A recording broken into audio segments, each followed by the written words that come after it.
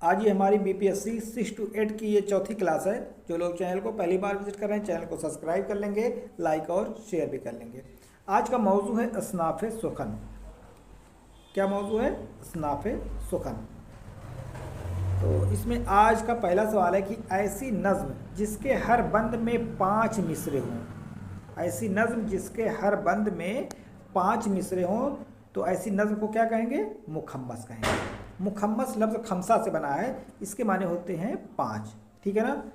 तो इसका जवाब हो जाएगा मुखम्मस। फिर अगला सवाल है कि जिस नज़्म में माशूक की बेवफाई का बयान वो खरी खोटी सुनाई जाती है तो उसको क्या कहते हैं? ऐसी नज़्म को, ऐसी नज़्म को कहेंगे वासोक्त। वासोक्त में माशूका को जली कटी सुनाई जाती है। मान लीजिए कि आशिक व माशूक है और आशिक व माशूक में कोई बात बिगड़ गई है, एक दूसरे से नाराज़ हैं, तो माशूक उसको मनाने की कोशिश कर रहा है लेकिन माशूका नहीं मान रही है। फिर उसको धमकी देता है, डराता है और जो है कहता है कि हम अब कोई दूसरी माशूका ढूंढ लेंगे। तो जो माशूका रहती है अपने गुस्से को ख़त्म करके दोबारा जो है उसकी तरफ माइल हो जाती है। तो यही इस शायरी का मौजू होता है। तो मतलब कि वो बेवफाई का बयान होता है, माशूक जो है उसको अपनी महबूबा को खरी खोटी सुनाता है। ठीक है ना? ये सारी चीज़ें जो बयान की जाती हैं वो किस में होती हैं? वासोक्त में होती हैं। क्लियर? फिर अगला सवाल है कि ऐसी नज़्म जिसमें खुदा ताला से अपनी परेशानी बताकर उससे निजात के लिए दुआ मांगी जाती है, तो ऐसी नज़्म को क्या कहेंगे? खुदा ताला से दुआ मांगी जाती है। ठीक है ना? दुआ मांगी जाती है तो वो किस में मांगी जाती है? मुनाजात। हाल की एक नज़्म है ना, मुनाजात बेवा, एक बेवा की जो है खुदा ताला से फरियाद, वो उसका मौजू है। यानी जो है अपनी परेशानियों को खुदा ताला के सामने बता करके उससे दुआ मांगना, तो ये हो जाएगा मुनाजात। ठीक है ना? और जिसमें खुदा ताला की हम्द व सना की जाए, खुदा ताला की तारीफ़ की जाए, तो वो हम्द हो जाएगा, वो दूसरी चीज़ है। ठीक, चलिए आते हैं अगले सवाल पर। ऐसी नज़्म जिसमें मोहम्मद रसूलुल्लाह सल्लल्लाहु अलैहि वसल्लम की हम्द व सना की जाए, मोहम्मद रसूलुल्लाह सल्लल्लाहु अलैहि वसल्लम की तारीफ़ की जाए, हम्द व सना की जाए, तो उसको क्या कहेंगे? उसको कहेंगे नात। ठीक है, चलिए आगे अगला सवाल है कि ऐसी नज़्म जिसके हर बंद में 6 मिसरे होते हैं। 6 मिसरे जब हो जाएंगे तो क्या हो जाएगा? मुसद्दस। मुसद्दस माने क्या होता है? 6। यानी ऐसी नज़्म जिसके हर बंद में 6 मिसरे होंगे, 6 से याद कर ही लीजिए, मुसद्दस हो जाएगा। ठीक है, 5 जब रहेगा मुखम्मस, 4 रहेगा मुरब्बा, 3 रहेगा मुसल्लस। ठीक है ना? इसी तरीके से 8 रहेगा मुसम्मन। चलिए आगे आते हैं अब अगले सवाल पर। ऐसी नज़्म जिसमें किसी शहर पर नाजिल होने वाले आफात व बदहाली का जिक्र हो, तो उसको क्या कहेंगे? तो ऐसी नज़्म जो रहेगी तो वो रहेगी शहर आसूब। यानी किसी शहर पर कोई आफत आ गई या किसी ने हमला कर दिया या कोई बीमारी, किसी शहर में कोई आफत यानी बला वगैरह आ गई या बीमारी बुरी तरीके से हावी हो गई या बदहाली हो गई, उस वक्त का जो बादशाह है उसका निज़ाम अच्छा नहीं है, लोग खाने पीने के लिए परेशान हैं। ठीक है ना? ये सारी चीज़ों का जिक्र जिस नज़्म में होगा उसको कहेंगे शहर आसूब। क्लियर? चलिए आगे अगला सवाल कि ऐसी नज़्म जिसमें खुदा ताला की हम्द व सना की जाए, यानी खुदा ताला की तारीफ़ की जाए, तब हो जाएगा हम। अगर खुदा ताला से दुआ मांगी जाए तब वो क्या हो जाएगा? तब वो मुनाजात होगा, वो एक दूसरा होगा।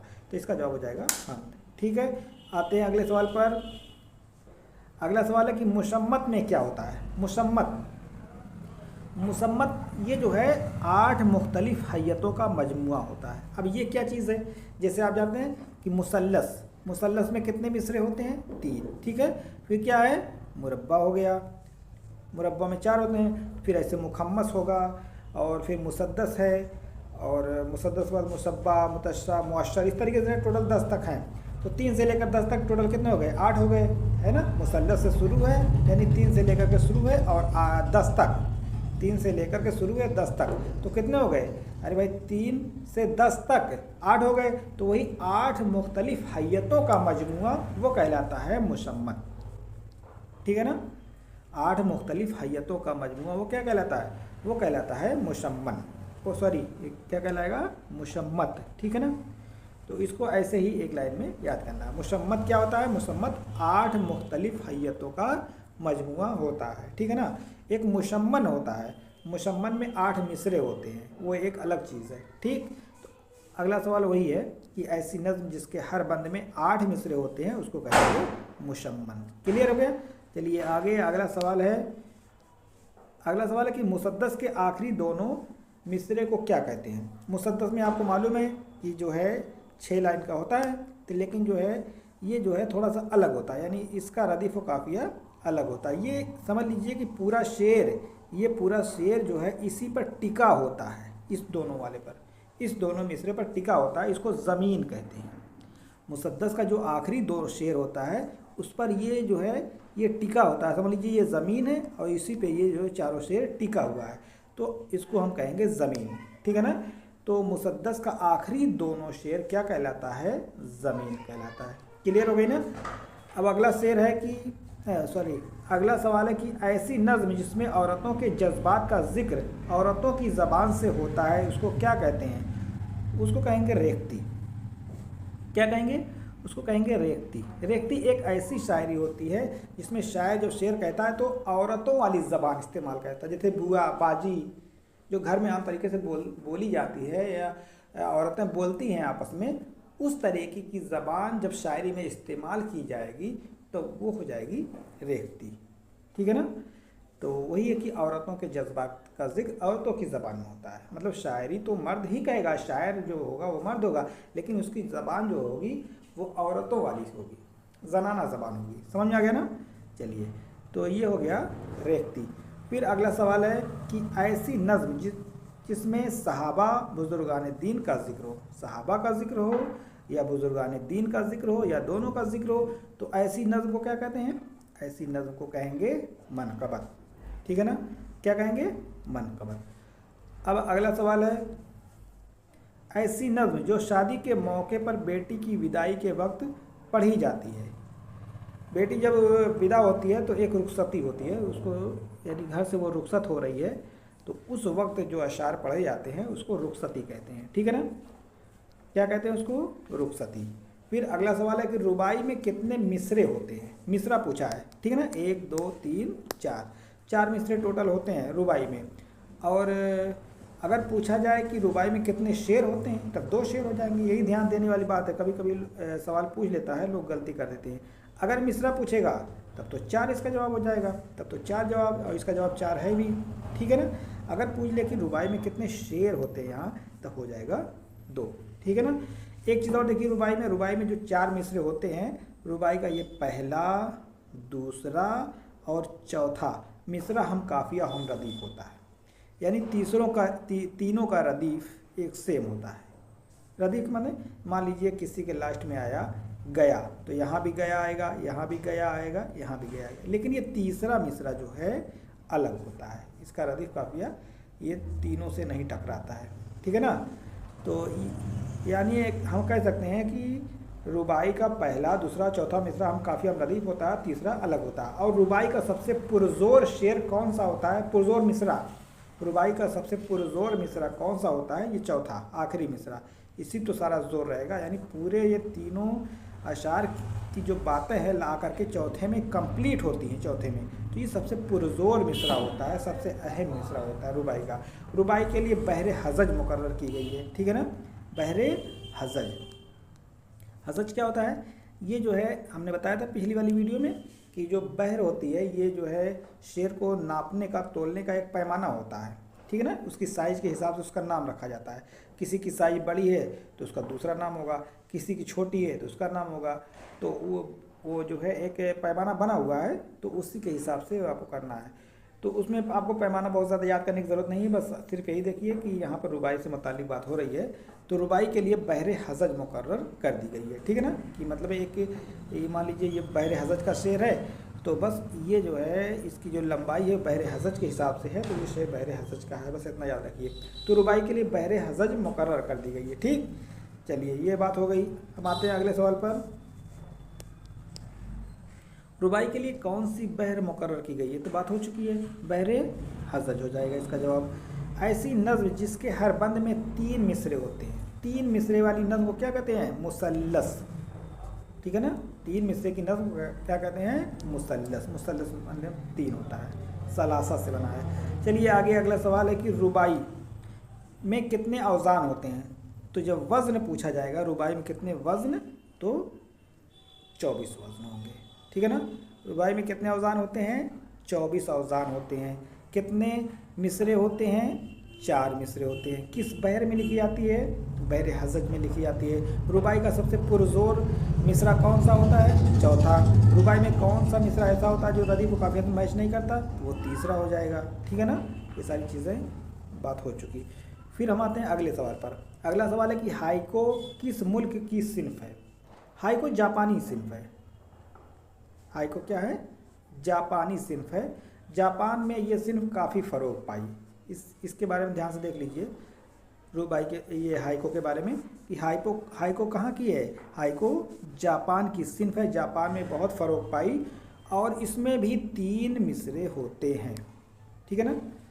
एक चीज़ और देखिए, अगर पूछा जाएगा कि 3 मिसरे वाली नज़्म किसको कहते हैं, तो हाइको और सला और मुसल्लस तीनों नहीं रहेगा ऑप्शन में, दोनों नहीं रहेगा। ठीक है ना, एक ही रहेगा। तो उसी हिसाब से सवाल बनाए जाते हैं, उसमें घबराने की ज़रूरत नहीं है कि अगर हाइको दे दिया, मुसल्लस दे दिया तो हम किस पर लगाएंगे, ऐसा सवाल नहीं बनाए जाते हैं। तो आप हाइको देखिए कि हाइको में कुल कितने मिसरे होते हैं? 3 मिसरे होते हैं। ठीक है ना।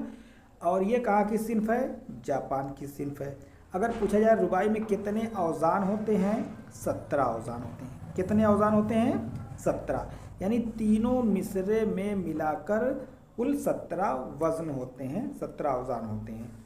पहले वाले मिसरे में 5, दूसरे में 7, फिर तीसरे में 5।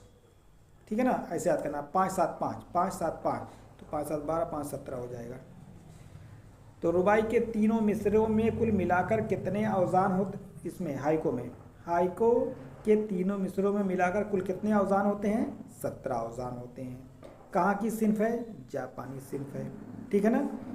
तो ये सारी चीज़ें हैं, हाइको के बारे में इतना याद रखिए। और हाइको के जो मूजिद हैं, हालांकि हाइको तो जापान में चल रही थी, लेकिन हाइको को देख करके उर्दू में भी जो है लोग हाइको में शायरी करना शुरू किए। तो हाइको में जो पहला शायर है उसका नाम है नादिम बल्खी। क्या नाम है उसका? नादिम बल्खी। अभी आगे आएगा वो सवाल। तो नादिम बल्खी इसके उर्दू में मूजिद हैं, यानी ईजाद करने वाले हैं। क्लियर हो गया ना। तो ये सारी चीज़ें आप देख लीजिए। फिर अगला सवाल है, हाइको में कितने मिसरे होते हैं? हमने बताया ना, हाइको में कितने मिसरे? हाइको में 3 मिसरे। हाइको में कितने औजान होते हैं? तो हाइको में कितने औजान होते हैं? 17 औजान होते हैं। पिछले सवाल में बात हो चुकी है। फिर अगला सवाल है कि तराइले फ्रांसीसी सिन्फ है, इसमें कुल कितने मिसरे होते हैं? तो सबसे पहले इसमें देखिए एक सवाल इंक्लूड करके बनाया दिया गया था। अगर पूछा जाए तराइले किस मुल्क की सिन्फ है, तो हो जाएगी फ्रांस। और तराइले में कितने मिसरे होते हैं? तो 8 मिसरे होते हैं। ठीक है ना। तराइले में 8 मिसरे होते हैं और ये फ्रांसीसी सिन्फ है। और इसके मूजिद हैं अता मोहम्मद शोला। क्या है? अता मोहम्मद शोला इसके मूजिद हैं। क्लियर हो गया। चलिए आगे अगला सवाल, रुबाई का कदीम नाम क्या है? कदीम माने इसका पुराना नाम क्या है? तो रुबाई का जो कदीम नाम है, इसका नाम है तराना। रुबाई को शुरू में तराना कहा जाता था, फिर बाद में 2 बैती कहा गया, फिर बाद में उसको रुबाई कहा गया। और रुबाई को एक और नाम से जाना जाता है, खस्सी। किस नाम से? खस्सी के नाम से भी इसको जाना जाता है। तो दोनों सारी चीज़ें आप लिख लीजिएगा, खस्सी, तराना, 2 बैती। ठीक है, रुबाई का ये कदीम नाम है। आते हैं अगले सवाल पर, 2 बैती को और किस नाम से जाना जाता है? अभी हमने बताया रुबाई को 2 बैती भी कहा जाता है। फिर अगला सवाल, किसी शायर के शेर पर मिसरा लगाना क्या कहलाता है? उसको कहते हैं तज़मीन। शायर के शेर पर मिसरा लगाने का क्या मतलब है? आम तरीके से देखते हैं नातिया तराही मुकाबला जो होता है, जो तराही मुकाबला होता है, जो अंजुमनों को बुलाया जाता है पढ़ने के लिए, तो उन अंजुमनों को एक मिसरा पहले दे दिया जाता है। एक मिसरा जो पहले दे दिया जाता है कि आप लोग जो है जिनको बुलाना होता है, तो आप लोग इसी बहर में, इसी वज़न में, इसी रदीफ़ और काफ़िया में शेर कहकर लाएंगे। ठीक है, दूसरा मिसरा दे दिया जाता है। अब उसी पे सब लोग जो है अपना जो है पूरा कलाम बनवा कर लेकर आते हैं और पढ़ते हैं। समझ आ गया ना। तो यही जो मिसरा दिया जाता है उसको तज़मीन कहा जाता है, और इसी मिसरे पर शायर लोग अपना मिसरा लगाते हैं और पूरी नज़्म ऐसे ऐसे पूरा कह जाते हैं। समझ आ गया ना। तो यही तज़मीन है कि यानी किसी शायर के शेर पर मिसरा लगाना। तो यही है तज़मीन का शेर, यही होता है, उस पर एक मिसरा लगा देते हैं तो ये शेर बन गया, और फिर उसी हिसाब से पूरी नज़्म कह कर लाते हैं और लोग जो है पढ़ते हैं। जिसका कलाम ज़्यादा अच्छा रहता है तो उसको फर्स्ट सेकंड थर्ड इस तरीके से जो है उनको इनामात भी दिए जाते हैं। ठीक है ना। तो किसी शायर के शेर पर मिसरा लगाना क्या कहलाता है, उसको कहते हैं तज़मीन। आते हैं अगले सवाल पर। अगला सवाल है कि किसी शायर के शेर में या किसी मुसन्निफ़ की नस्र में कुछ अल्फाज की तब्दीली करके दूसरे अल्फाज शामिल कर दिए जाएं और पढ़ने के बाद हंसी आ जाए तो ऐसी सिन्फ को क्या कहते हैं। तो ऐसी सिन्फ को क्या कहेंगे, ऐसी सिन्फ को कहेंगे पैरोडी। मान लीजिए किसी मुसन्निफ़ की कोई नस्र है या किसी कोई शायर का शेर है, ठीक है ना।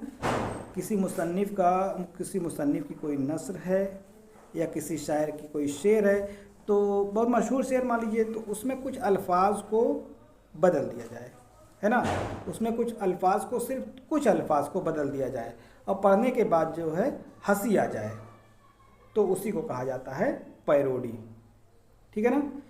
जैसे गालिब का एक शेर है कि बहुत मशहूर शेर है गालिब का कि रगों में दौड़ते फिरने के हम नहीं कायल, रगों में दौड़ते फिरने के हम नहीं कायल, जब आँख से ही ना टपका तो फिर लहू क्या है। तो इसी पर किसी ने एक पैरोडी कही है कि सहन में दौड़ते फिरने के हम नहीं कायल। सहन माने जो होता है घर में जो स्पेस होता है, दालान, उसी को कहा जाता है सहन। तो सहन में दौड़ते फिरने के हम नहीं कायल, जब सास को ही ना पटका तो फिर बहू क्या है।